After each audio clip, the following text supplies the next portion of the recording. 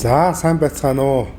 За өнөөдрийнхээ ээлжит ярилцлагаар биологийн шинжилгээ ухааны доктор, профессор, шинжилгээ ухааны гавьяат зүтгэлтэн, Америкийн нэгдсэн улсын Калифорнийн намтар судлалын академийн академич, за шинжилгээ ухааны салбартаа бол зөвгийн хэмээн алдарсан очирот ахтайгаа, эрдэмтэн ахтайгаа өнөөдөр ингээд ярилцах гад сууж байна. За сайн байна уу, та сайхан үлдэж байна уу? За сайн байна уу, сайхан үлдэж байна уу? За өвлжөө эрдэм судлалын ажлууд нь сайн биз дээ. Сайн эрдэмийн ажил одоо хийгээл. За явж байна. Тэгээд одоо гол төлбөд ч нэг бичих барих ажилд орцсон л юм бол уусаад тий. За тэгээд өнөөдөр одоо миний урилгыг хүлээж аваад хоёулаа ингээд ярилцаагаад маш их баярлалаа очиротхаа. За тэгээд ер нь бол одоо таны нутаг уус, тэгээд төгссөн сургууль, за энэ юунаас хоёулаа яриагаа эхлэе. Та ч одоо аль аймгийн аль сумын хүн, за тэгээд ямар сургууль төгсөөд ямар боловсрол эзэмшлээгээд энэ талаараа эхлээд яриагаа эхлэе очиротхаа.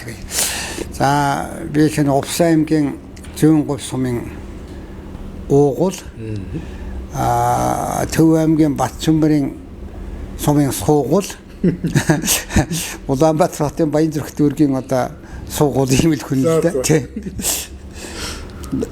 За тэгэхээр 1956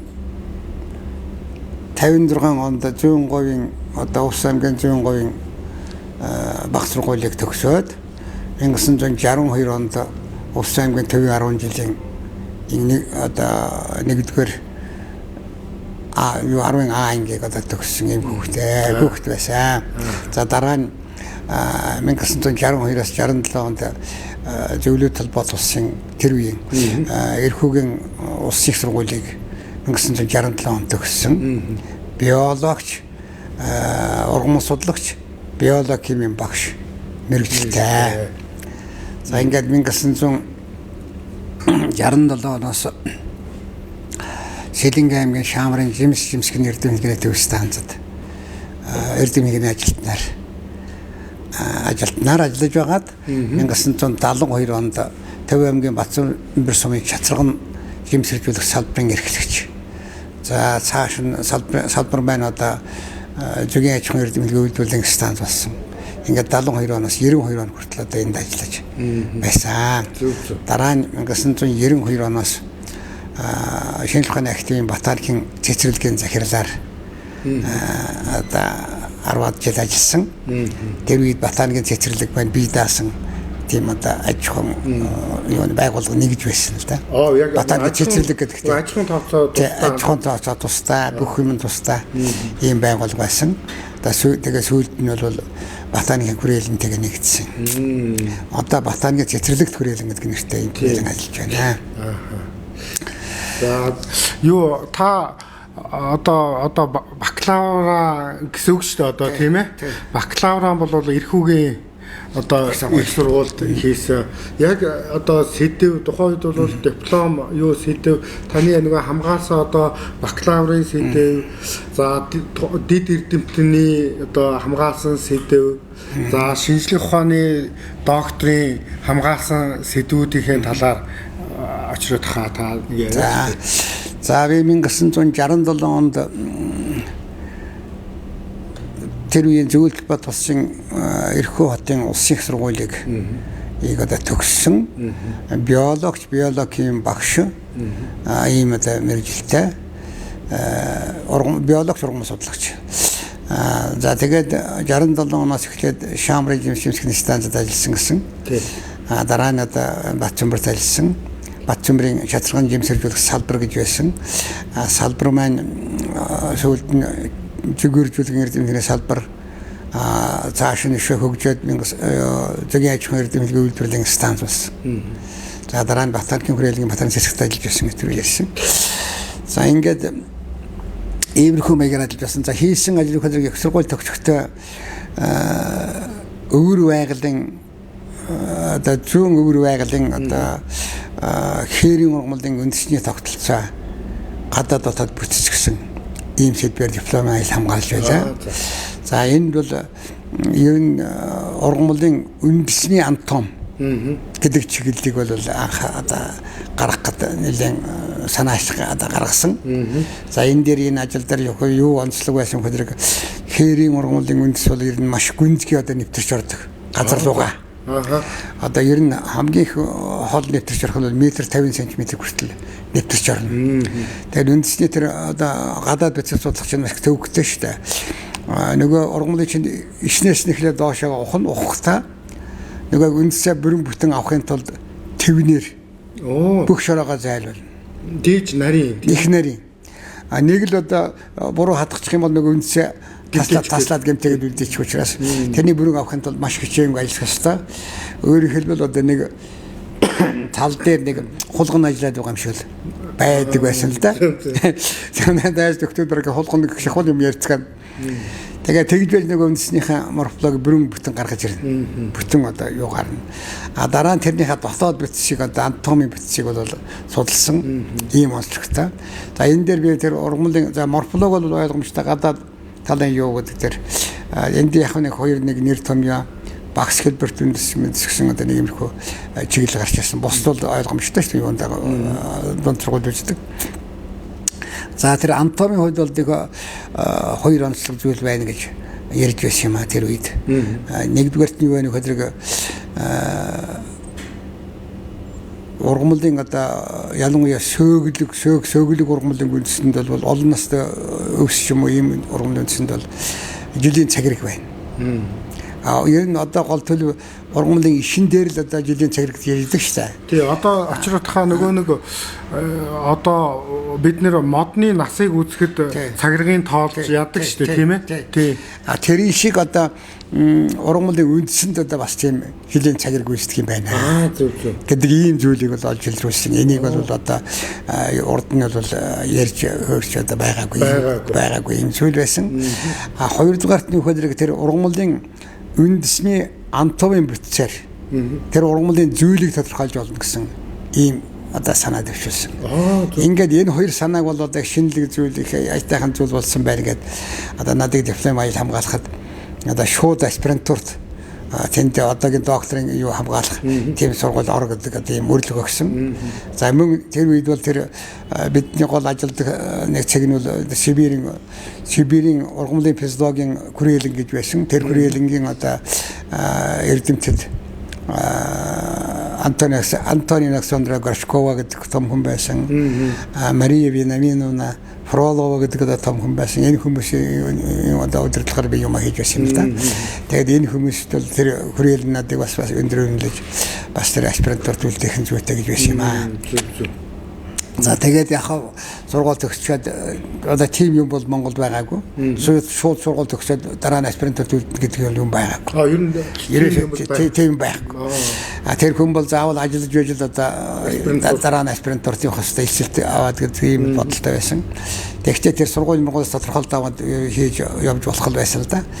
Тэгэхдээ би бол тэгж хөөцөлдөөгүй. Харин гэр бүлийн хүн маань одоо бид оюутан байхдаа хамт танилцсан одоо гэр бүлийн хүн маань чи явж хөөцөлдөө ч гэсэн байхгүй. Би одоо явж хөөцөлдөгөө ягаад гэхээр гэр бүлийн хүн бол жирэмсэн. Тэрэндээ таталтаа тэгээд одоо яваагүй. Тэгээд л өнгөрсөн. Тэгэхдээ яг одоо сургууль төгсч ирээд энэ юунд Шамрын жим станцад эрдэмтний ажилтнаар ажиллаад шууд л одоо манай юуны станцын захирал төрийн шагналт Гавьяат багш Шанхай нэгтгэм сурвалжлагч том одоо хүн байсан да Шагдар гэж Шагдар цуутай эрдэмтэн хүн Дорнот аймгийн одоо хүн байсан да. Тэгээд тэр хүн шууд одоо надаас их нээдтэй сайн болж байсан. Ажил эсэгтэй одоо шууд намын тэр би чинь намын гишүүнд илчсэн. Одоо тийм ховор штэ намын гишүүн болоод Монгол ардын одоо хосгот намын гишүүн болсон. Тэр чинь эрх үүсгт манай намын байгууллагад байсан шүү дээ. Зөвлөлөө тусад бол байсан. Тэгээд тэгтэл эрхөөгийн сургуулийн дэргэдэх намын өртөө гишүүн болоод тэгсэн намын гишүүн учраас бас нэлээд тийм нэр хүндтэй байлаа л да. Тэглгүй яах вэ? Тэгсэн чинь дарга маань харин асууж байгаа. Намын дөрөв асууж эхэллээ. Яах нэг шинэ намын гишүүн байсан учраас дорн хариуллаа их амжилттай хариуллаа. Дараа нь намын програмаас асуусан. Намын програмаас асуусан чинь би бас нэг намын програмыг нэлээд судалсан. Оюутан байхдаа нэг саваа гүйтэд намын 4-р програм одоо батлахад бас санал манал эргүүлж байсан. Тэгэхээр тэр үед бол манай ном чинь их хариуцлагатай байсан шүү дээ. Тэр нэг оюутанд бол ухаанда таны санал хүлээн авлаа. Таны санал бол намын архивда талгадах болно гэж хариу өгсөн шүү. Бүр албаасан. Гэхдээ бүр нэг тэр нэг өөр хол байгаа нэг гадаад байгаа нэг оюутан тэгж байгаа шүү дээ. Тэгэхээр тэрнээс болж одоо би тэр чинь одоо энэ ном ер нь их одоо хариуцлагатай сүрх юм байна гэж ойлгоод тэр намын үйл бодлогыг дэмждэг болсон учраас тэр. За тэгээд тим юмд оролцсон хүн чинь нөгөө дарга намын програмаар асуухад чинь одоо төгсрөлгүй хариулт юм байна.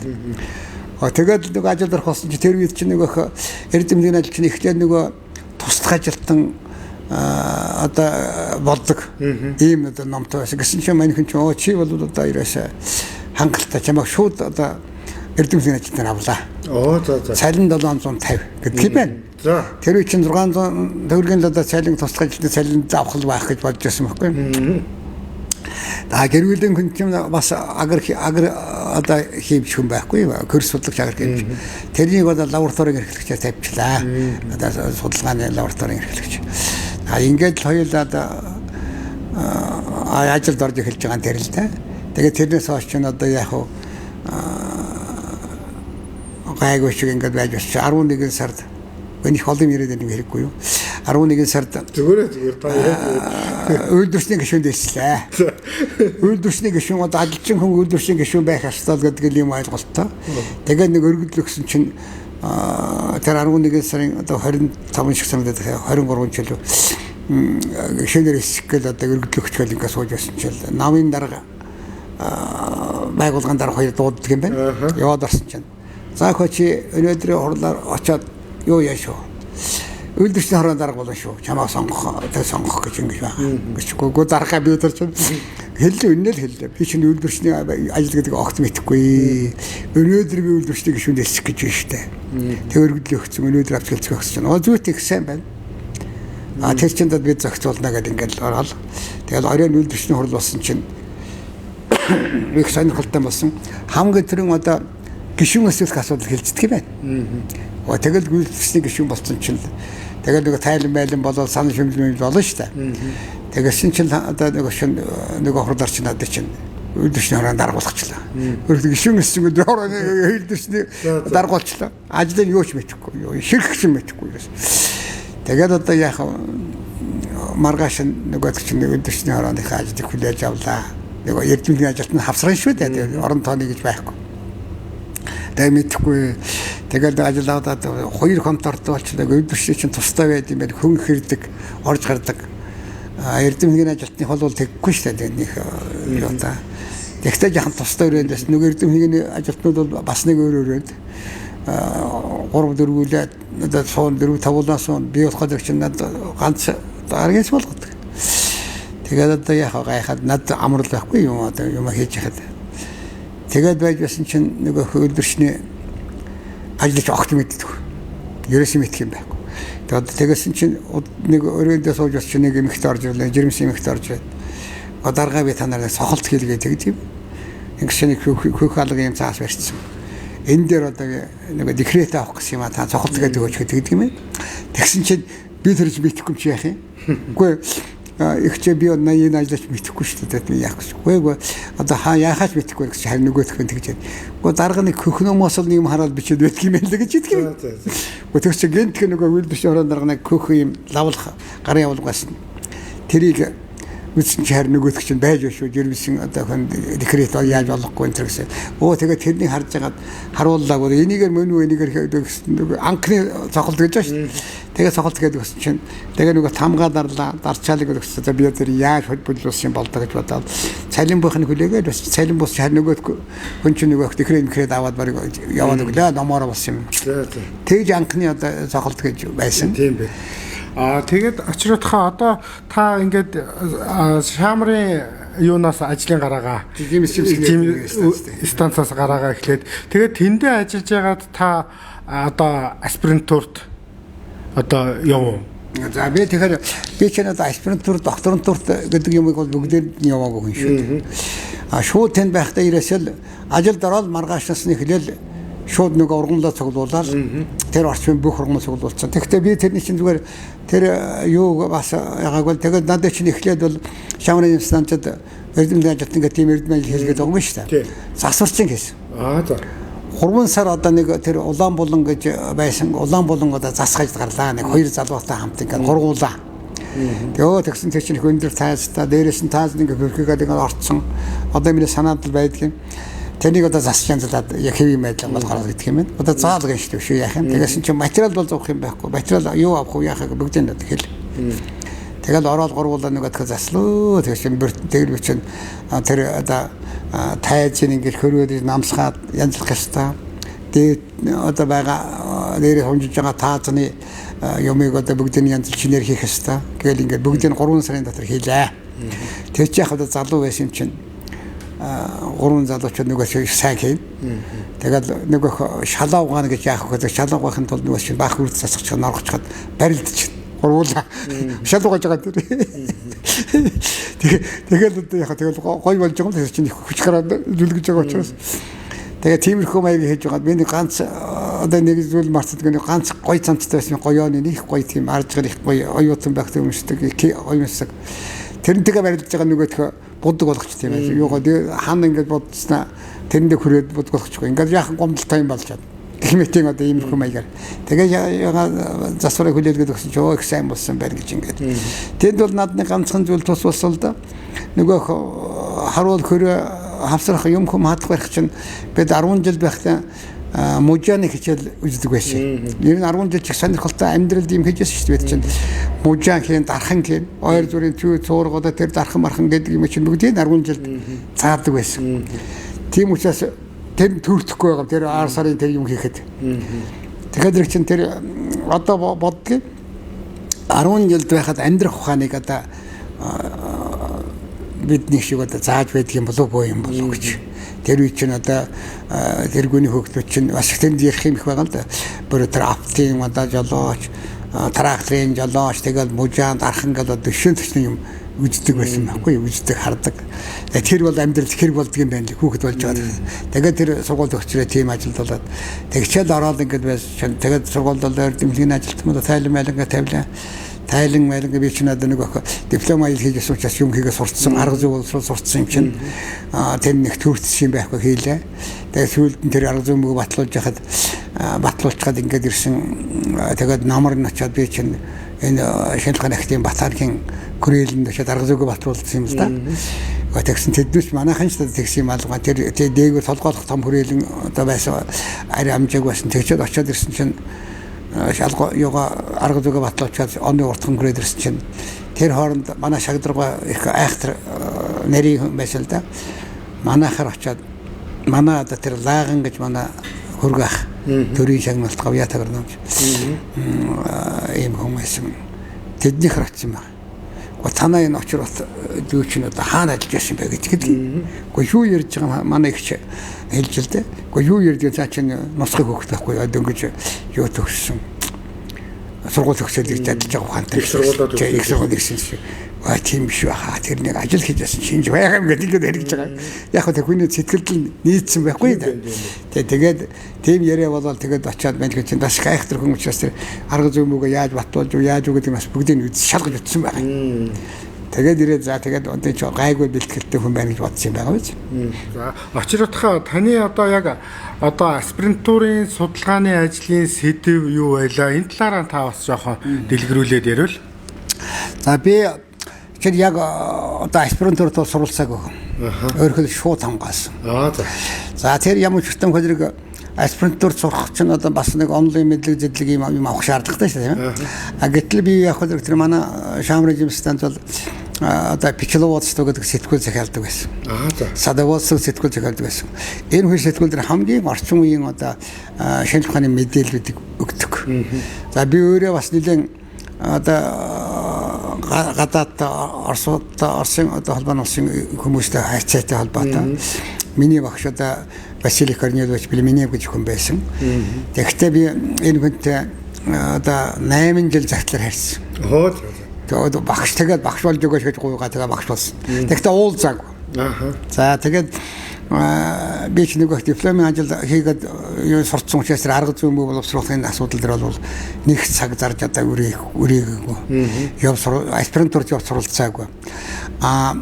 Энэ хугацаанд 5 жилийн хугацаанд би яасан гэхээр материалаа яг одоо маш нарийн одоо тэр хинтийн рууны баруун хэсгийн балтруугныг судлаад таны докторийн ажлын сэдв бол Хинтээ аймгийн Хинтийн нурууны балтрууг дэд эрдэмтэнээс дэд эрдэмтний ажлын хөдөлгөөн Хинтийн нурууны баруун хэсэгт л одоо хамаарагдах нутгуудаар явж балтруугийнхаа судалгаануудыг хийх бие дааж хийсэн. Бүх зүйлийг бие дааж хийсэн. Яг асуух барих ийм зүйл гарах юм бол нөгөө багштай загтлаар бичнэ. Загтлаар санаа. Миний багш нь их мундаг тийм одоо хүн байсан л да. Бидэнд надад зориулаад одоо тэр хондоо биологийн статистикийн боловсруулалтыг яаж хийх вэ гэдэг загтлыг шууд бичсэн байгаа юм. Тэр одоо миний тухайн нэг ном байгаа. Тэр номон дээр тэр загтлыг би бичсэн юм л оролцож хэвлүүлсэн л да. Ягаад гэвэл энэ чинь зөвхөн надад бичсэн загтал биш. Монголын ард түмэн, Монголын залуучууд бичсэн залуу одоо эрдэм судалгааны ажил хүмүүс зориулсан загтал гэж үзсэн. Үнэхээр тийм байсан. Тэгэл загтлыг юу гэж хэлэхгүй сайн байна уу? Гэж шууд арга зүй бичиж эхэлж байгаа. Сайн байна учраас гэж шууд одоо энэ арга зүй бичиж. Тэгээд тэрэн дээр чинь одоо математик, статистик боловсруулалтыг яа, биологийн статистикийн боловсруулалтыг яаж хийх юм бэ гэдгийг шууд арга зүйг бичсэн баг цагаагаар. Тэгээд тийм маягаар одоо би ухаанд арга зүй хүмүүстэй танилцаа. Тэгээд орчин үеийн тэр хэвлэлүүд хэлэх ухааны хэвлэлүүд реститлийн ресурс гэдэг сэтгүүл байсан. Ботаника гэдэг сэтгүүл байсан. Тэгээд бичил ууц сэтгүүл энэ гурван сэтгүүлийг л ер нь уншаад байх чинь дээрээс л одоо бүх мэдээллийг авч болж байгаа юм. Тэр сэтгүүлүүдийг л одоо Шамрын жимсгнэр миний станц захиалдаг байсан. Ийм учраас одоо ухаандаа маш их бол би өөрөө самд оруулаад тэр улсын юугаар бас захиал болж штэ. Тэгээд өөрийнхөө хэрэгцээтэй материал авчдаг байсан учраас аспирантурт явж суралцах одоо тийм одоо шаардлага байхгүй. Тэгээд 5 жилийн дотор Тайлангаа бичээд ингээд Тайлангаа бичээд одоо дархны юу тэр чин 100 хараагийн эрдэмтний хүрээлэн тэр хэлцүүлж өө юм чин миний тэр чин одоо нэг хуруу гарan 2 хуруу шахаж заа юм болчих юм л да. Үсчгүй чин одоо диссертац зайл болцсон юм шүү дээ. Гэт ингэдэг юм бэ? Тэгээд нөгөө чин батлагдаад би бас юу л да. Тэр чин нэг аспирантурын шалгалтанд нэг орсон. Явах гэдэг. Тэгээд яасан чинь одоо орс хэлэн дээр муу авцсан. Гэтэл би орсод сургууль төгсөхдөө орс хэлэн дээр онц авсан байхгүй. Яг тэгэхэд муу авцсан. Монголд болохоор муу авчиж байгаа орс хэлэн дээр. Яг муу авчиж. Тэр муу авсан яг гэдэг шалгалт яриагаа өглөө, ярилцлага өглөө тэр амаар бичгийн юу бол би нэлээд сайн бэлдээд орсон чинь тэгэл муу байсан. Сүүлбэр өнгөрсөн хойно дунд болгосон сургуулсан. Тэгээ над тэр хэрэг байхгүй. За тэгээд 5 жил та тэгээд яг хөө би материалаа бэлдсэн байсан чинь тэгсэн чинь яг хөө тэр нэг жаахан нэг их ямар юм гүн гэдэг үлээ нэг юм гүйдсэн байгаа юм л да. Тийм асуудал байсан. Тэгээ яг хөө Оросууд онцгой нэг яаж хийх нь монголчууд муу байна гэдэг ингээл тийм л хэмжээний орос хэл мэддэг хүн л дээ. Гэхдээ миний одоо бүтээлийн нэг 40% орчим нь бол орос хэлэн дээр байдаг шүү дээ. Бүх хоёр диссертац бичлээ хоёулаа орос хэлэн дээр байдаг. За тэгээд тэр яах. За тэр яах. Тэгээд та одоо 5 жил очиротхаа. Тэгээд 5 жил материалаа цуглуулад ингээд урлаар хэлсэн чинь өө эн чинь одоо эрдмийн шинжилгээний бүтээл болцсон байна гэж ингээд хэлцээ. Тэгээд авчраад шинжилгээ ухааны академид одоо яа гэсэн шинжилгээ ухааны академийн дээр шагдарсрын гэж одоо доктор профессор хүн тэнд одоо хариу биологийн хүрээлэнд одоо байсан. Тэгээд биологийн хүрээлэлд ирсэн чинь тэгээд асуулаа л да. Одоо би ингээд докторантурт хийх гэдэг ингээд миний тайлан одоо айтайхан боломж юм болсон байна гэж ингэж байна. Тэгээд танах хүрээлэн тогтоол гаргаж хэлцүүлэх тал гаргаж тэгээд хүрээлэнд гэж хэллээ. Тэгээд хүрээлэн дээр шинжилгээ ухааны техник улсын хороо гэж ясан тэр үед актив хажууд. Тэгээд тэндээс тэглэж тэгээгээд ингэсэн чинь танилцаад ингэсэн чинь та ер нь манай хүрээлэнгийн бүтээл юм бичсэн гэсэн чинь би 2 өгүүлэг үүссэн байсан. Эрдэмтний өгүүлэг. Тэгээ нөгөөх нь нэрийг хэлсэн чинь мань хүн жоохон болж асахгүй нөгөөх өгүүлэг байна шүү дээ гэдэг юм. Юу гэдэг юм бол асуусан чинь.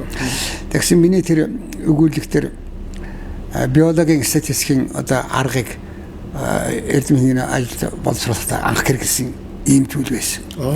Тэр нь бол ер нь тэр одоо хүрээлэнгийн хувьд бол шинэхэн зүйл байсан. Шинэлэг зүйлийн одоо нэг байсан. Тийм учраас одоо захирал их анхаарал тавьсан байсан юм байна л да.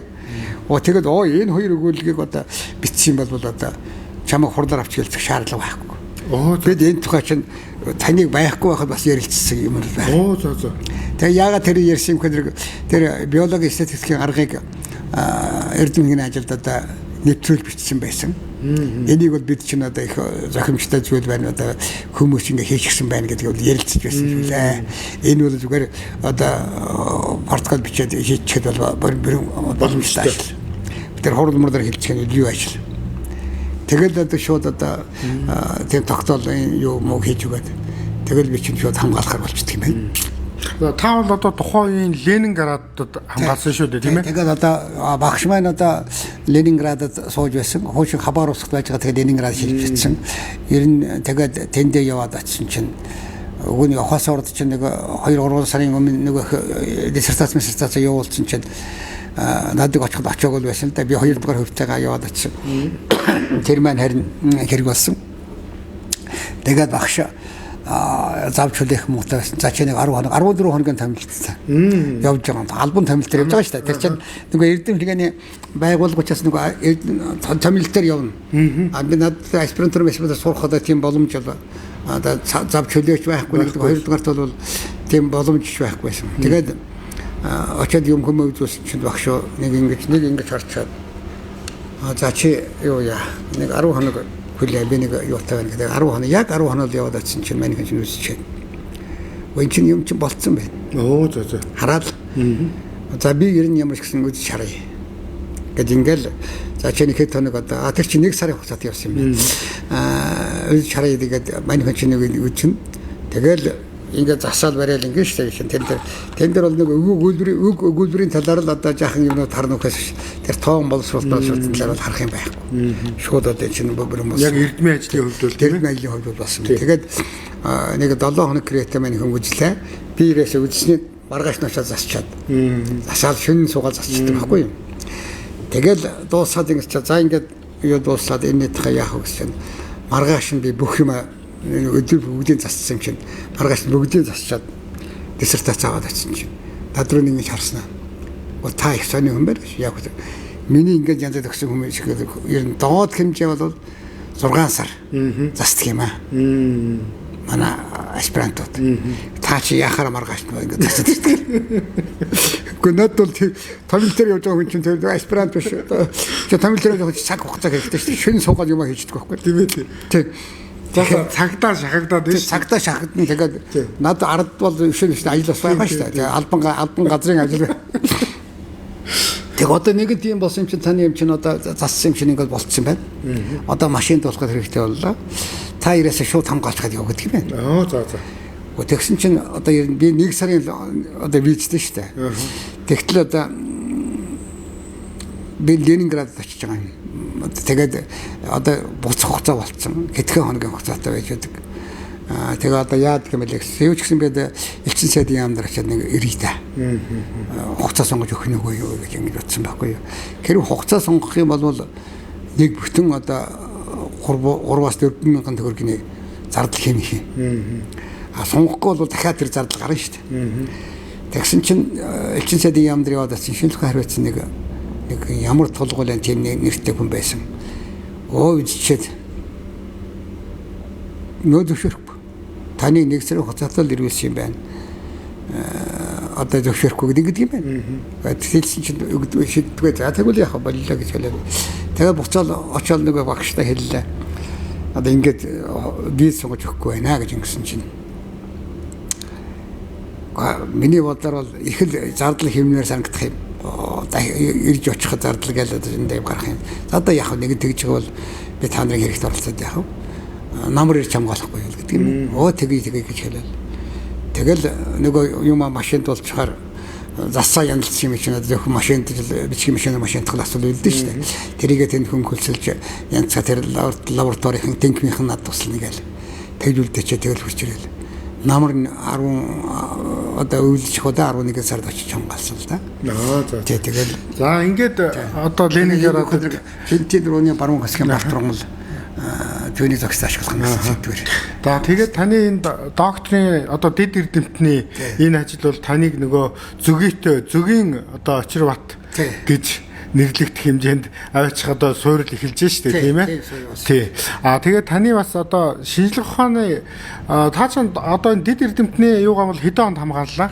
1975 онд. 75 онд 11 сард хамгаалсан. Шинжлэх ухааны биологийн ухааны шинжлэх ухааны доктор бол хэдэн онд та 1994 онд хамгаалсан тийм 19 жилийн дараа. Тийм бай. Таны шинжлэх ухааны сэдв чинь бас балт ургамалтай холбоотой шүү дээ. Тийм, балт ургамалтай холбоотой. Шинжлэх ухааны докторын одоо сэдв бол Монгол улсын балтоос ургамлын нөөц түүний зохистой ашиглах арга зам гэсэн ийм сэдвтэй юм. За тэгээд бас энэ хооронд чи би докторантурт явах гэж бас нэг оролцсон л да. Нэг 5-6 жил болчиход уг нь бол тэр дэд доктор хамгаалах юм дээр хурал дээр хэлсэн юм л да надад. За танай ажил бол их амжилттай болж 5 жилийн дараа ирж шинжлэх ухааны доктор хамгаалаарай гэж. За. Ингэхгүй юу? Тэгсэн чинь 5-6 жилийн дараа би нөгөөтгөө нэг юм хийгээд шинжлэх ухааны техник улсын хорон дээр яваад очлоо. Ингээд ийм үрлэгтэй ийм учиртай юм гэж. Загаллаа. Тэг чинь би чинь 30-таа л хамгаалсан байхаа дэд докторыг. Тэг 35-таа юм байхгүй очиж байгаа байхгүй 35-6-таа л. Чи ер нь ямар жигтэй нөхөр вэ гэл. Яа гэсэн чинь чи хэрэггүй за чинь 50-60 хүртсэн хүмүүсүүд шинжлэх ухааны доктор хамгаалдаг юм аа. Чи юугаа хийгээд ингээд донгосч байгаа юм бэ? Одоо хитрхи залхи ирт байна гэж аахгүй юу? Хитрхи залуу байна. Ингэж ярихгүй шүү. Чи одоо энэ ядаж нэг 10 жил одоо ажиллаж байж одоо шинжлэх ухааны докторын асуудал ярьдаг. Чи чинь 5 жил 6 жил болчиход яаж ирдэг чинь хүлээж авахгүй. Шууд үзэлгүйгээр яг гаргаж байгаа юм чинь. Одоо яах вэ? Тэрдгэж өстой багтаа гэж бодвол нөгөө өөрийнхөө ажлыг гүнзгийрүүлэл судалгаагаа гүнзгийрүүлэх гэдэг нэг 10-аад жил болол 10 хэдэн жил болцол дахиад нөгөөх юм бүрдүүлэл ингээд орсон чинь одоо нэг юм болох юм шинжтэй байна. Насан чи дөж гарчсан юм байна. Тэр чинь залуу хүмүүс хамаагүй тэр шинжлэх ухааны докторын тухай ярьдаг юм байл дээ. Тийм үе байхгүй юу? Тэгэл одоо бол хамаагүй болсон л да. Тэгэл тэр наснасаа болоод тэгэл яах вэ? Тэгэл судалгааны хайлт хийгээд улам гүнзгийрүүлэл тэгэл хийж байна.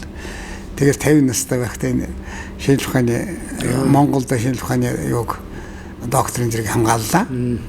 Тэгтээ 50 настай байна. 50 настай да. Тэгтээ бол яг бас их сайхан үнэлэмж өгчөөсөн л да. Тэгээд шагдар сургуугаа ярьж байсан эрдмийн зөвлөлийн дарга байсан. За энэ хүний бүлэг бүхнээс цаашдаа нэг эрдэмтэн гарах юм байна.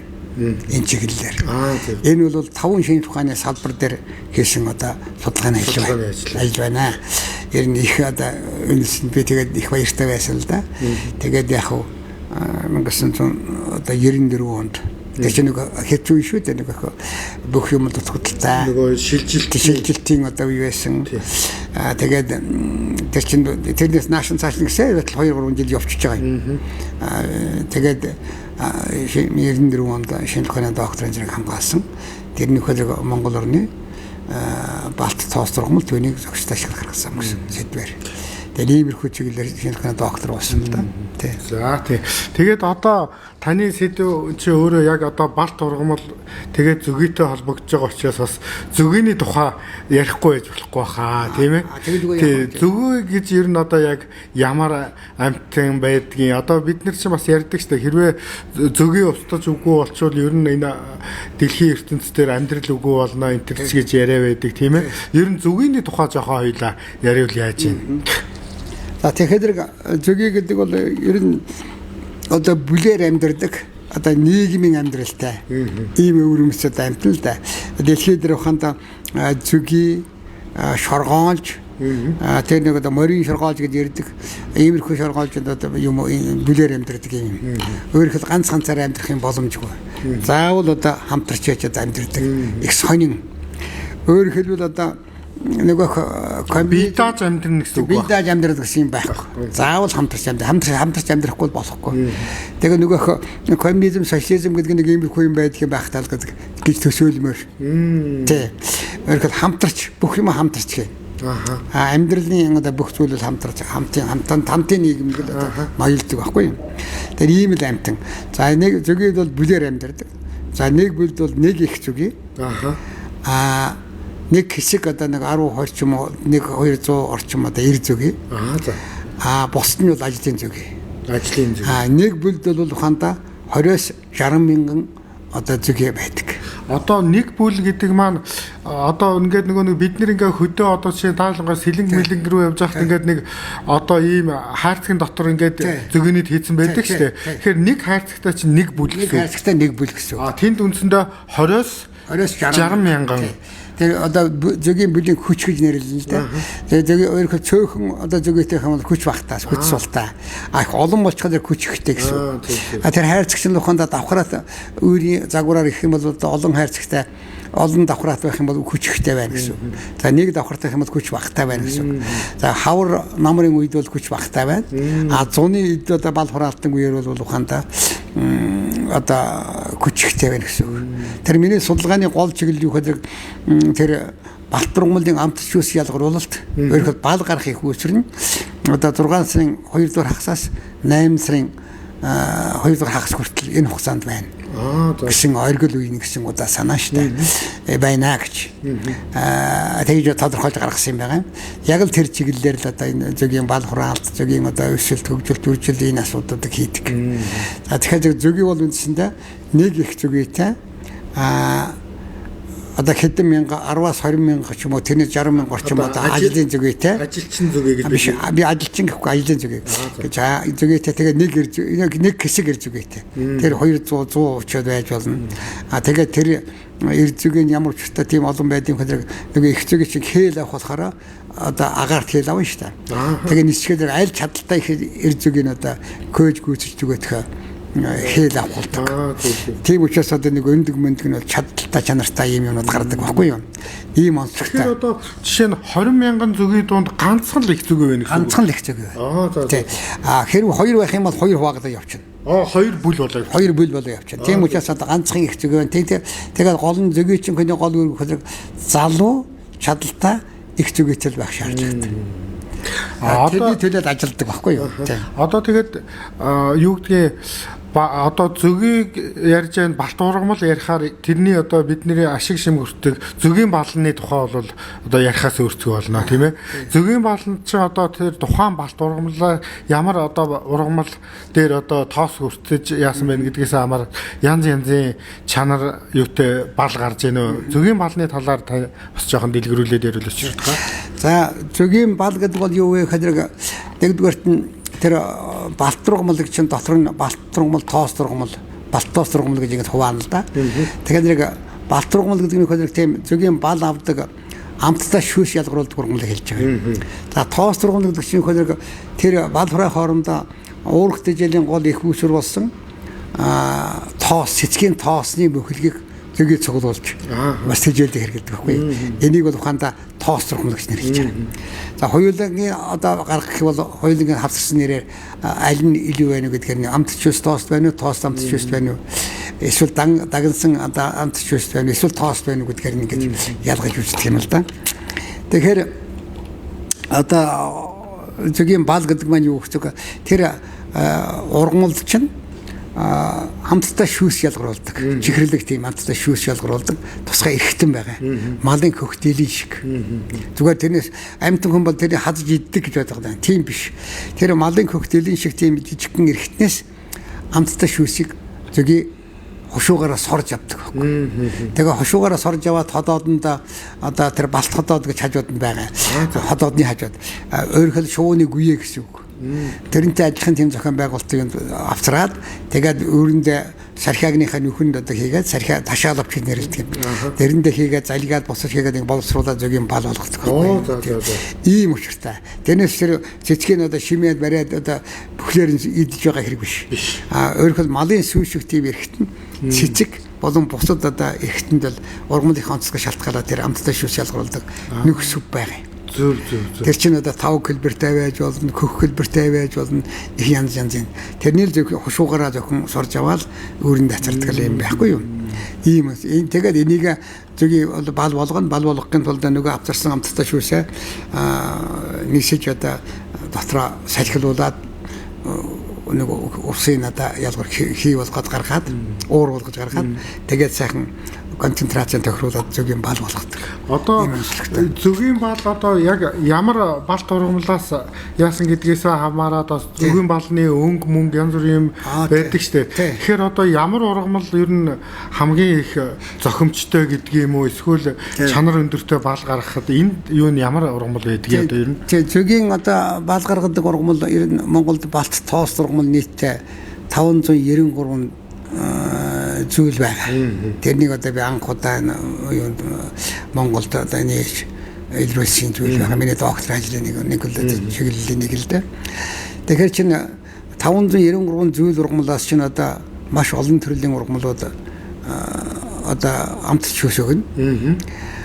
Тэн дотроос ухаанда нарийн навчт хөвөнд шимтгэлээ гэх мэтийн одоо ийм сайн амтч шүүс өгдөг ургамлууд байдаг юм. Дотор нь бол зүйлээр нь ярина шүү дээ. Тэгээд тэр дотор байгаа тэр амттай шүүс нь хэр зэрэг хэмжээтэй ялгарч байна вэ? Гарцын хэмжээ. Тэр гарцын хэмжээ тодорхойлохын тулд тэр ургамлын чинь одоо ухаанда цэцгийн тоог тоолно, цэцгийн насыг тодорхойлно. Тэрнээс гадна одоо орчин зүй, экологийн одоо ямар нөхцөл байна вэ? Одоо салхи шуургатай үед ямар байх вэ? Нар ихтэй үед ямар байх вэ? Хур бороотой үед ямар байх вэ? Уулын одоо ингэр талд ямар байх вэ? Ард талд ямар байх вэ? Хээр талд ямар байх вэ? Гэх мэтэр одоо нөгөө ургамлын ангиллаар ургамлын одоо ариу гэж нэрлэж байгаа юм да. Ариу гэдгээр нь бол хандаа ямар хөө байна вэ? Тархалтны ямар байна вэ гэдэг энэ зүйлүүдийг судалж байгаа юм. Миний судалгааны аян гол чиглэл дээр. Тэгээд дараа нь дээр нь бол хамгийн гол нь экологийн бүх асуудлууд орно. Тэгээд энэ чинь өөрөө бас ургамлын физиологийн асуудал шүү дээ. Амттай шүүс ялгаруулж барьж байгаа. Тэгэхээр энэ бүхнийг л одоо нийлүүлж нэгтгэж байж одоо тэр амт шүүсийн нөөцийг гаргаж ирж байгаа юм. Өөрөөр хэлбэл тэр одоо шинжлэх ухааны нэг 5 салбарыг энэ судалгааг нэгтгэж байж нэгдсэн одоо дүгнэлт гаргаж ирнэ гэсэн үг л дээ. Тэгэхээр ийм учраас одоо нэлээд тийм чимхлүүр ажилтай хугацаа их ордог. Тэгээд нэлээд төсвөр төвчээртэй ийм байх шаардлагатай. Гондо тэр цэцгийг тоолоод юм амт шүүс авч явах чинь одоо бид ч саад болох юм их байна шүү дээ. Ялаа шумуулах гэсэн. Одоо ингээл ухаанда ингээ гар марч ингээд болцсон хавдцсан байж шүү дээ. Тэр юмаа хийж хоорон тэрний чинь одоо ялаага шумуул өргөж явах зав байхгүй шүү дээ. Тэгэл шумуулчин сороолдог л явна. Тэгээд иймэрхүү нэлийн бэрхшээл байдаг. Тэрний давж туулаа. Тэгээд тэр хооронд чинь нөгөө одоо агарын одоо чиг ямар байна вэ? Температур ямар байна вэ? Салхины хурд ямар байна вэ? Нарны гүйгүүлтийн хүч ямар байна вэ гэж бүгдийн зэрэгцүүлээ судлаа шүү дээ. Нөгөө амттай шүүс гарч байгаа ялгарч байгаа юм. Тэгжээж нөгөө юуны шин эколог, антиэколог гэдэг зүйлүүдийг одоо судалж байгаа юм л да. Миний судалгааны бас нэг онцлог нөхөр ургамал судлал бол ухаанда шин эколог, антиэкологийн одоо судалгаануудыг хавсарч гисэн. Тэгээд нектар одоо амт шүүсгийн одоо онцлогийг экологийн бусад нөхцөлтэй амт шүүсэн дээр их онцлогтой ийм судалгаа юм байна л да. Тэгэхээр энэ чинь зүгээр нэг ургамал байх чинь одоо малчлаа гэсэн одоо ухаанда цагаагаар муудахад зэрэг сүйн мууддаг, гарцны мууддаг, гэрдэг ийм байгаа шүү дээ. Яг тэрнтэй адилхан одоо тийм ургамал бол тиймэрхүү шин чанартай байна. Тийм. Тэгэхээр ер нь одоо энэ ургамал судал барт ургамалч гэлтгөө ер нь энэ эрдэм судлалын ажил гэдэг бол юмыг ингээд тал талаас нь харьцуулж үзэж судалдаг. Зөвхөн одоо юу гэдгийг нэг цэг харцаад зөвхөн тэрлүүгээ дайраад байх биш, тэрэнд нөлөөлж байгаа тэрний хор уршиг давуу тал гэдэг маш олон юмнуудыг зэрэгцээ судалж явдаг шүү дээ. Тийм учраас хаа. Тэгэхээр ер нь бол энэ ухаанда орчин зүйн судалгаа хийхэд бол маш их анхаарах хэрэгтэй. Жишээлх юм бол одоо эмийн ургамлыг ингээд судална шүү дээ, тийм ээ. Эмийн ургамал судлах чинь ямар үедээ тэр хэрэгцээтэй эмийнхээ зүйлийг илүү ялгаруулж байна. Магадгүй эфирийн тос ургамал судлаа гэж бодоход тэр эфирийн тос ургамлыг хэдийд одоо авч ашиглаж болох юм бэ. Тэр хоригдлогдож байгаа шимэт бодис гэдэг юм уу одоо тэр зүйлүүд нь ямар үед ашигтай байна гэдгийг судалсны дараагаар сая нөгөө ургамал ашиглах. Тэгээ ургамлыг ашиглахдаа одоо тэр цаана юу илтгэв яаж одоо үйлчил хөгжлийн яаж дэмжих нөхөн сэргээлтээ яаж хийх гэдгийг бүгдийг тооцоолж давхар тооцох ёстой. Тэрнээс нэг зулгаж ирэл үзэл ингээд юм бол өрөөсгөл болно. Ийм учраас юуны урталд яах вэ гэхээр тэр одоо физиологийн онцлог экологийн онцлогийг одоо харгалзаад энэ зүйлүүдийг хийх шаардлагатай. Тэгэхээр энэ жишгээр миний одоо энэ юуг Балтргамлын одоо энэ нөөц судалсан эколог судалсан явдлын жишгээр бусад судалгаанууд явах ёстой. Өөрөөр ухаанд эпирийн тасгал гурвуулалт таньны юм одоо юу гэдэг цав мам одоо энэ бүх зүйлийг яахд бол энэ жишгээр ерөнхий арга зүйн хувьд бол иймэрхүү зүйл хийх ёстой. Тэгжээд бичих ёстой гэж байна. За тэгээд очротхаа одоо та хичнээн доктор магистрийн ажлыг удирдах төрүүлвэ. Одоо таны шавнырынхаа одоо юу гэрэж? За би одоо 6 доктор 17 магистр удирдах хамгаалууллаа. Тэгэхээр яг энэ дотроос одоо олон чиглэл байна. Балтргамлын чиглэлээр байна, жимсхний чиглэлээр байна. Одоо ургамал тармилжуулах чиглэлээр байна. Ийм одоо хэдэн чиглэлээр одоо энэ эрдэм судлалын ажлыг удирдах явуулна. Тэгээд бас нөгөө нөхөн сэргээлтийн чиглэл байна. Ийм хэдэн одоо юу байна. За энэ дотроос одоо манай шавнартаас хамгийн ахмад нь одоо надтай чацуу миний шав одоо отхон бэлэг гэж сэтгүүлч биологч хүн байгаа. Одоо бас юуны эрдмийн зэрэг одоо хамгаалсан биологийн ухаанаар одоо эрдмийн зэрэг хамгаалчлаа. Зөв. Юуны бас гавьяат ажилтан байгаль орчны гавьяат ажилтан болсон. Одоо хамгийн ахмад нь тэр л да. Зөв. Энэ хүн бол яг маш одоо өөрөөр мэрэгсэн зөвгийн жимсний аж ахуйн талаар мэрэгсэн одоо сэтгүүлч мэрэгчлэн гэсэн үг тийм. Тийм учраас одоо их айтайхан одоо ялангуяа зөвгийн аж ахуй жимсний аж ахуй сурталчлах байгаль орчныг одоо хамгаалахад бол маш их одоо зүтгэл гаргасан одоо ийм одоо залуу л да надтай бол залуу тэгэхээр насаар бол чацуу тийм одоо хүн байгаа. За мөн одоо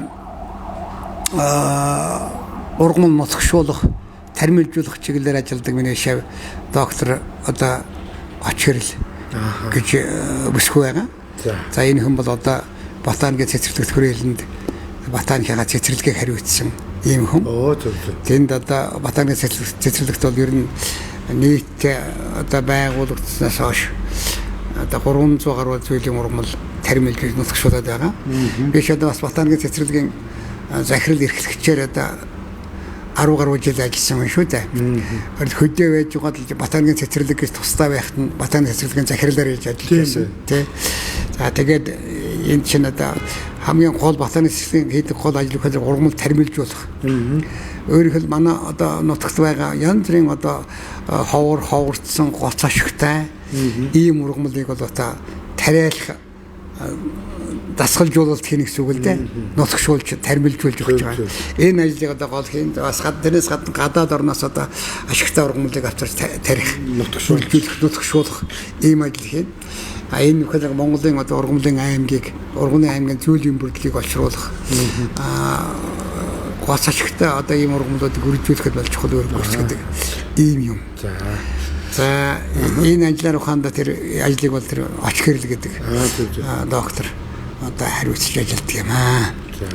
За тэгээд яг одоо бас юуны ашиг тургамал тармилжуулах талаар миний одоо цэрэн найдмад гэж хүн байсан.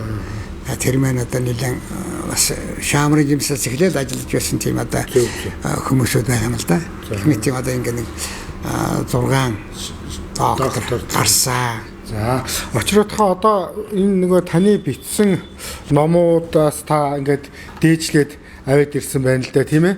Та ер нь одоо за хичнээн ном бичүү эрдэм шинжилгээний өгүүллүүд бол бас нэлээд олон бичсэн баг тийм ээ. За би нэг одоо номын тоогоор бол нэг 40-од ном бичсэн байдгийг. Оо за. Хүмүүстэй одоо хамтраа тусдаа ч юм уу ингээд бичсэн одоо нэг 40-од ном бичсэн байдаг юм аа. За. Тэгээд тэрнээс одоо ухаанда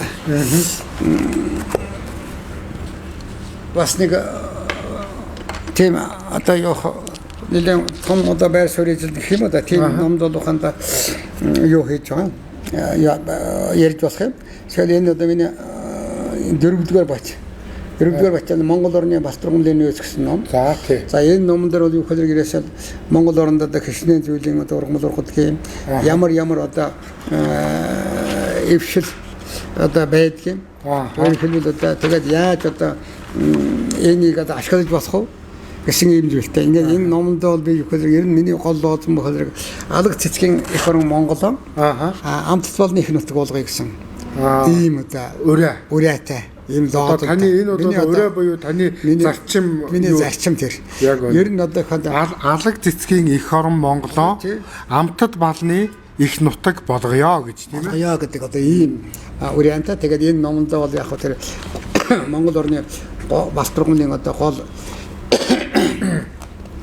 амтч ус ялгаруулал тэрний нөөцийн асуудлыг бол энд одоо тэр экологийн орчинтой одоо хамтран судалсан ийм одоо зүйлүүд байгаа юм. За энэ 3 дугаар бачид юу орох вэ? Миний одоо бичсэн гадаад хэлэн дээр бичсэн Орос, Англи тэгээ бусад хэлэн дээр бичсэн эрдэм хэлний өгүүлбэрүүд итгэлүүд байна. Та бол баг 200 гаруй эрдэм хэлний өгүүлбэрүүд тий 200 гаруй эрдэм хэлний өгүүлбэр бичсэн. Тэр нь бол ухаанда нэг 40-50% нь бол гадаад хэлэн дээр гол төлөв Орос хэлэн дээр байна. Тэгээд гадаадын сэтгүүлд гэсэн үг шүү дээ. Гадаадын сэтгүүл тий. Гадаадын сэтгүүлд юм уу дотоодын сэтгүүл гадаад хэлэн дээр ийм зүйлүүд байгаа. Тэгэхээр энэ бол бас их юутай. Апимонд бол нэлээд одоо байр суурь эзэлдэг юм аа. Апимонд гэдэг нь дэлхийн зүгээшлийн нийгэмлэг. Тэрний одоо их орлон морлодын дээр хэрэг болдог. Энэ одоо 3 дугаар байтал бол миний гадаад хэлээр Орос, Англи, бусад хэлээр бичсэн номнуудын өгүүлбэрүүдийн төв эрдэм өгүүлбэрийн төв 3 дугаар байт. 1-р байтал бол монгол хэлэн дээр бичсэн эрдэм хэлний өгүүлбэрийн төврүүд байна. За энэ болохоор яг нэмийн ургамлын Монгол Англи нэрийн талч нь энийг одоо би хамтарч хийсэн бүтээлүүдийн нэг. За энэ бол тэр алтан цацаг гэдэг одоо эмэгтэй судлаач байгаа юм. Тэгээд Лигаа багш гэж эми ургамал судалдаг одоо хүн байгаа шүү дээ. Тэр хүн тэгээд биднээс хамтарч хийсэн нэрийн тол байгаа. 4 нэрийн тол. Одоо энэ толны хамгийн онцгой анхаарах зүйл нь монгол хэлээр эхэлж бичсэн. Яг байна. Ер нь манайхны ихэнх нь бол латин юм уу Орос, Англи хэлээр эхэлсэн байх шүү дээ. Бид бол энэ монголоор эхэлж бичснээр нэг онцлогтой ийм зүйл байна. Тэгээд одоо энэ нэрийн толын ач холбогдол гэдэг бол өөрөө маш их чухал. Одоо нэг ургамал жишээ нутгийн нэршил, одоо юуны нэршил гэдээ янз бүрээр нэрлэгддэг. Энийг бол ерөөсөө энэ шинжлэх ухааны нэр буюу энэ нэрийн югаараа л одоо бид нэр энэ нэрээрээ л одоо явах хэрэгтэй. Ер нь бол одоо ерөөсөө бүх гол анхаарах зүйл юу гэхээр ерөөсөө бүх ургамлын нэр бол латинаар. Дэлхийн нийтийн ганц бие ойлголцдог юм чинь латин хэл. За яг үнэ. Одоо латин хэл гэдэгтэй холбогдоод та бас латин хэлний ном гаргасан. За тий. За энэ латин хэлний ном би одоохонд энэ Улаанбаатарын их сургуульд байхдаа бичиж хэвлүүлсэн одоо ном юм байгаамаа. Тэгэхээр энэ юу гэдэг Улаанбаатарын их сургууль, Хөдөөжих их сургууль бусад одоо энэ сургуулиудад би чинь латин хэл заадаг байлаа л да. За энэ латин хэл одоо заадаг сургуулиуд цөөхөн байдаг юм аа. Тэгэхээр тэр юунд юу хэрэг болох гэхээр манай одоо орчин үед бол шинжлэх ухааны бүх нэр томьёо латин хэл дээр байгаа. Тэгжэл сая ойлголцдог байхгүй юу? Ийм учраас латин хэлний одоо дүрм яавал одоо зөв унших уу?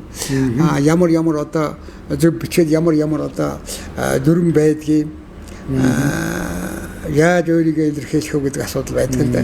Жишээлх юм бол одоо нэг ургамал шинээр нээлээ гэхэд латинаар тэрнийг бичиж нийтийн хүсэл болох ёстой. Тий.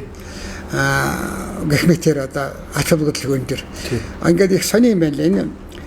Би нэг гадаад оронд нэг явж байсан чинь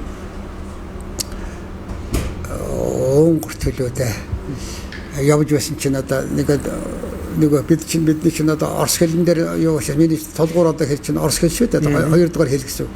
Тэгээ орс хэл орчуулаад ингээд явж байсан чинь нэг орчуулагч маань нөгөө тэгэхээр орсоор мэддэггүй нөгөө ургамлын хатгаа юм. Тэгсэн чи би хараад одоо нөгөө тэгэхээр латинэр хэлсэн чи оо тий.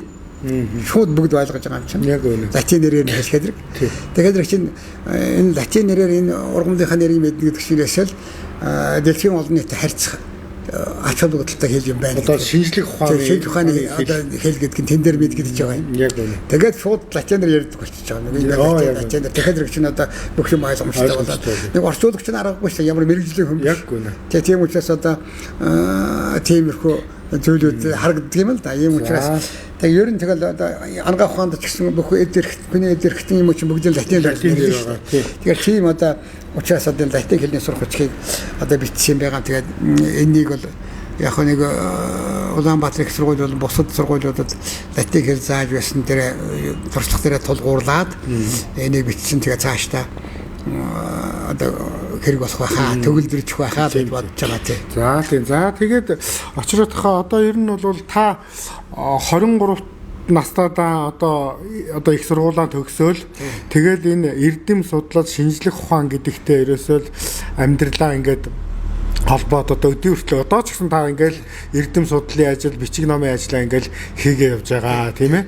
Тэгээ ер нь бол одоо ингээд эрдэм судлалын ажил энэ судлаач хүн эрдэмтэн хүний одоо сайхан энэ ер нь юу байдгийг, за бас бэрхшээлтэй талууд юу байдгийг энэ талаар бас та нэг бас товчхон яриул. За тэр одоо эрдэмийн одоо судлаач хүний гол одоо сайхан тал нь юу гэхээр том сгож ярих юм бол улсрын чухал хэрэгцээтэй байгаа байгалийн болоод бусад одоо зүй тогтлыг зөвөр шинжлэх ухаанчаар одоо илэрхийлж гаргаж ирж түүнийг бол одоо үйлдвэрлэлд нэвтрүүлэх одоо гол асуудал чиглэл нь оршиж байгаа юм л да. За шинжлэх ухаанд одоо хайртай дуртай болох чинь одоо юу гэхээр энд бол ерөөсөө бүх бие зориулах хэрэгтэй. Тэр одоо сонирхож байгаа шинжлэх ухааныхаа талаар дэлхийн нийтээр юу болж байна вэ? Хөрш орнуудад одоо ямар хувь байдалтай байна вэ? Цагуур байгаль орчин зүйн хувьд төстэй орнуудад иймэрхүү судалгаа ямар байдлаар хийдэг юм байна? Би эндээс юугаараа ялгарх, миний судалгаа юугаараа ялгарх вэ? Би энийг хэрэгжүүлэхийн тулд одоо ямар бэрхшээлийг даван туулах гэдэгт бэлтгэлтэй байх шаардлагатай. Сэтгэл оюун санааны бэлтгэлтэй байх хэрэгтэй. За энд бол зарим үед бол ухаанда хэцүү юм тохиолдсон шүү дээ. Одоо хөдөөхээр явахад бол унаа унш дутагдана, машин техник эвдэрнэ, одоо хоол ундгүй болох тохиолдолж гарна. Явган эцгэн одоо 20-30 км явган явах хэрэгтэй болно. Бороо цас одоо нэвтэрч норох одоо гэх мэт олон юмнууд гарч ирнэ. Энэ бэрхшээлийг л одоо амжилтад даван туулж чадах юм бол эрдэмтэн хүний эрдэмтнийг ажилтан хүний гол одоо гавьяан тэнд оршиж байгаа. За тэгээд ер нь бас эрдэмтэн хүн нөгөө одоо бичиж байгаа өгүүлэл гэдэг юм уу судалгааны ажлын тайлан энэ юм одоо хэлэлцүүлээд тэндээсээ бол маш их одоо сайхан одоо ад жаргалыг мэдэрдэг шүү дээ тийм ээ. Тэгээ ингээд ухаандаа нэг бүтээл хэвлүүлээд ч юм уу одоо хэлэлцүүлсийн дараагаар нэг сэтгэл гуйжраад явчих юм л дээ. Одоо нэг боллоо одоо гэхээр за энэ дээр чинь ямар зүйл нэг сонирхолтой байсан бэлээ. Юундаа би нэг алдах шахва гэдэг ч юм алдсан бэ гэдэг ч юм уу. Гэдгээ бас эргцүүлж бодож явах хэрэгтэй байна. Тэгэхээр ингэсэн үед бол хүн одоо нэлээд одоо амжилт цаашдаа амжилт гин. За бас нэг анхаарах гол зүйл өгөхөд эрдэмтний ажилтан хүн дэлхийн нийт энэ талаар ямар хэн хандлагатай байна вэ? Хэн юу судалсан байна? Ялангуяа байгалийн ухаанд бол ухаанда төстэй цагууртаа төстэй нөхцөлтэй орны судалгаанууд ямар байна вэ? Миний одоо хаана очиж байна вэ? Миний одоо хэрэгжилж байгаа арга зүй байна одоо харьцангуй зөв байна уу? Дутагдaltaй байна уу? Гэдэг энэ зүйл дээр маш их нарийн одоо хяналттай байна. Өөрөө тэрнийг хэрэгжүүлэх.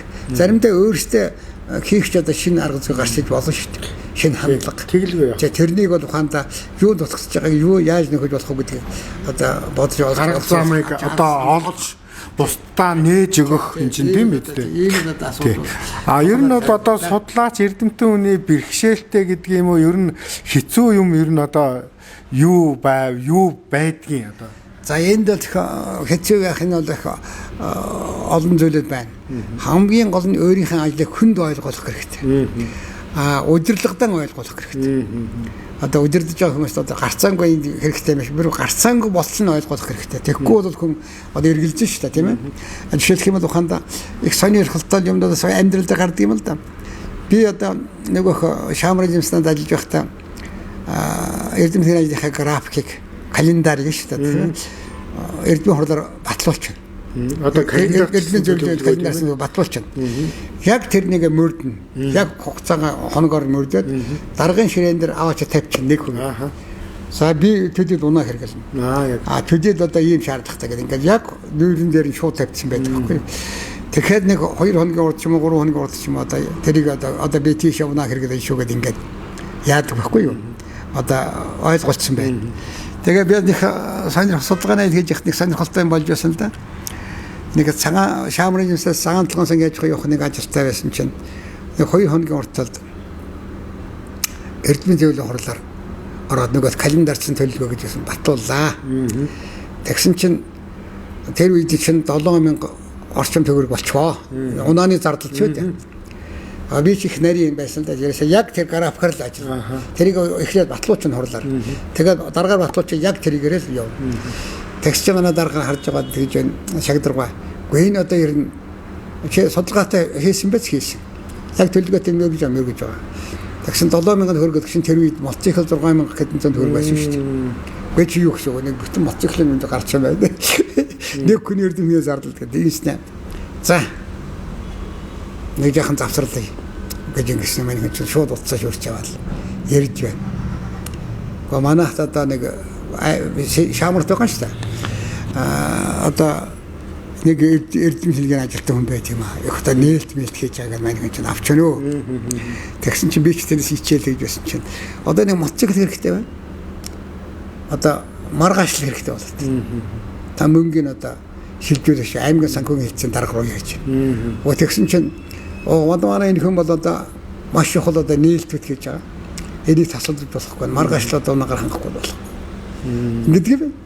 Тэгээд ярьсээр байж байгаа дээрээс шууд хурлаар сууж байгаа л одоо мотоцикл авч өгөх юм байна. За одоо таны энэ ярианаас ингээд үндэслээд бодохоор одоо ахаад нэг асуулт гарч ирж байна л да шийдха.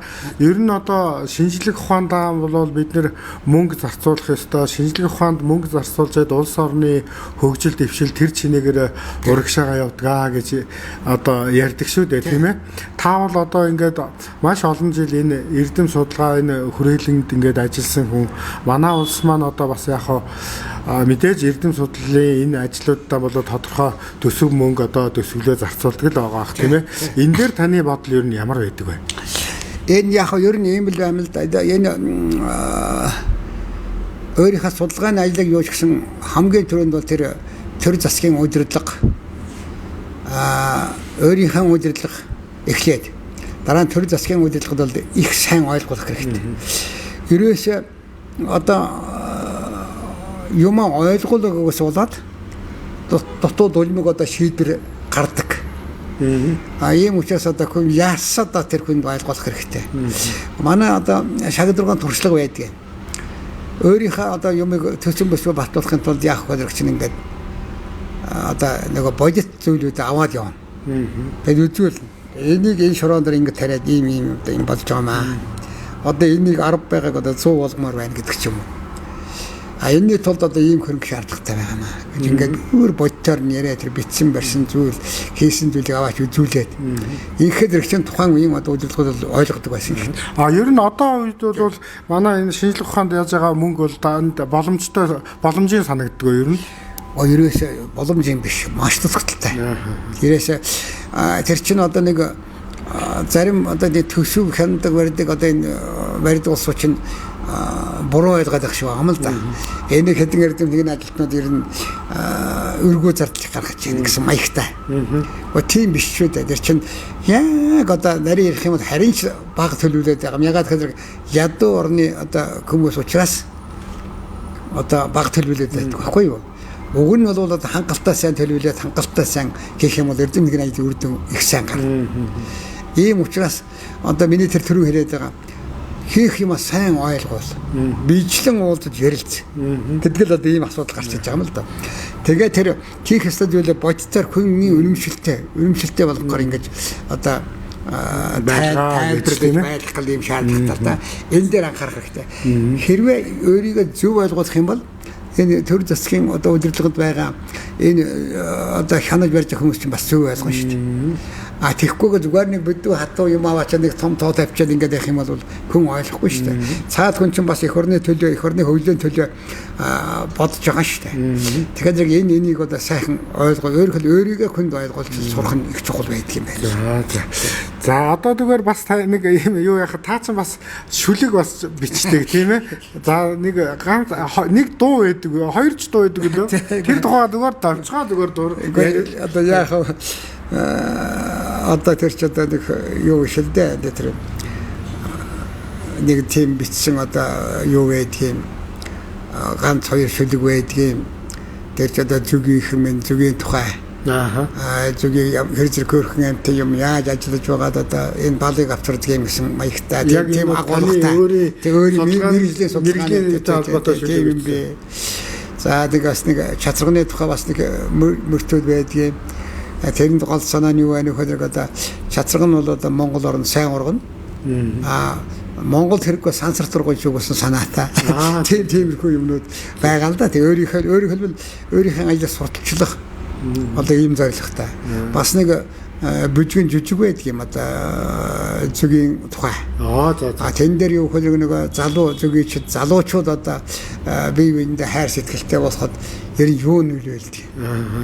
Тэн дээр миний гол санаа бол ажилсаг хичээнгүй байх. Бэрхшээс айхгүй байх. Өөрөөр зүгийн хатгахгаас айхгүй байх. Тэгж зүгийн чинь болно гэсэн санаатай. Тийм одоо дуу муу нэг бүжгэн жүжигэн либрет энэ төр байгаа л да. Тийм.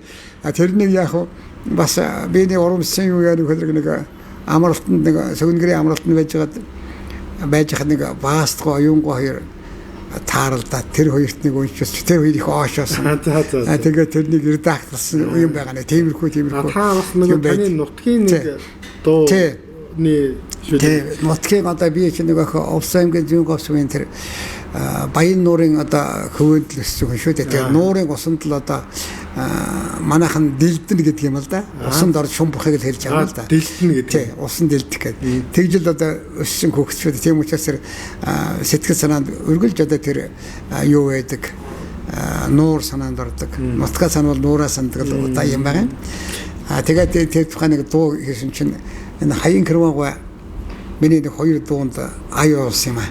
Тэгэхээр тэрнийх нь нэг нь бол тэр зүгийн тухай дуу, нөгөөх нь бол баян нуур гэдэг. Тэгээ баян нуур дуу бол одоо бас нэлээд сөрхөд дуулдаг юм шиг байна лээ. Юуны зүүн говийн одоо орон сайханчид одоо тэр юуны хөлөвийн одоо ажилтнууд тэр дуулж барьдаг юм байна лээ. Харин энэ дуу бол нөгөө гавьяа чичгэн ган чимэг одоо анх дуулсан юм байгаа. Тэгээд тэр дуулсан аясаар бол бас их дэлгэрсэн юм. Тэгээ хаяа нэг яг сэтгэл хөдлөлтийн үедээ бол нэг яхан дуулцнаа. Юм одоо холбож бичдэг байхгүй. Тий. Яг бас нэг анхаарах юм гэдэг нэг би тэр нэстэг сөрөг гэдэг нэртэй нэг бүжгэн жүжигэн либрет бичсэн. За тэр бүжгэн жүжигэн либретийг чинь бас өнөөгөө саваагынхаа сарын туцсан гэхчээр нөгөөдхөө бичгээд бас нөгөө баастгай оюунгоо хоёрт үзүүлээд байгаа маа.